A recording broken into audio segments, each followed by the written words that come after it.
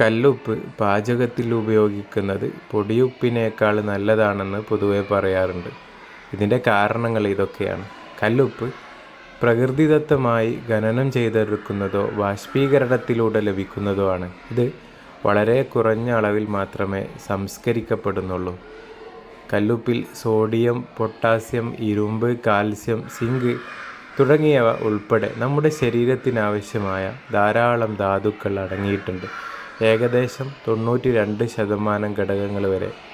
സാധാരണ പൊടിയുപ്പിനേക്കാൾ കുറഞ്ഞ അളവിലാണ് കല്ലുപ്പിൽ സോഡിയം അടങ്ങിയിട്ടുള്ളത്. അമിതമായ സോഡിയം ഉപയോഗം രക്തസമ്മർദ്ദം വർദ്ധിപ്പിക്കാൻ കാരണമാകും.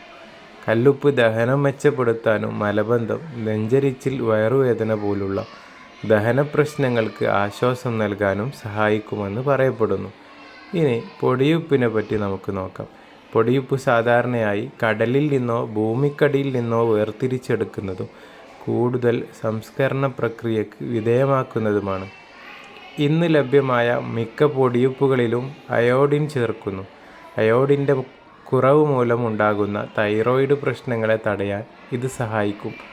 കട്ട പിടിക്കാതിരിക്കാനായി ഇതിൽ ചില രാസവസ്തുക്കൾ ചേർക്കാറുണ്ട്.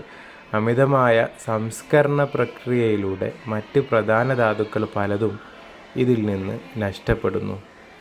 ഏത് തരം ഉപ്പായാലും അമിതമായി ഉപയോഗിക്കുന്നത് ആരോഗ്യത്തിന് ദോഷകരമാണ്. രക്തസമ്മർദ്ദം വർദ്ധിപ്പിക്കാൻ ഇത് കാരണമാകും. ഉപ്പിൻ്റെ ഉപയോഗം എപ്പോഴും നിയന്ത്രിതമായിരിക്കണം. പൊടിയുപ്പിനേക്കാൾ സ്വാഭാവികമായ ധാതുക്കൾ കൂടുതലായി അടങ്ങിയിരിക്കുന്നു എന്ന കാരണത്താലാണ് പാചകത്തിൽ കല്ലുപ്പ് കൂടുതൽ ആരോഗ്യകരമായി കണക്കാക്കപ്പെടുന്നത്.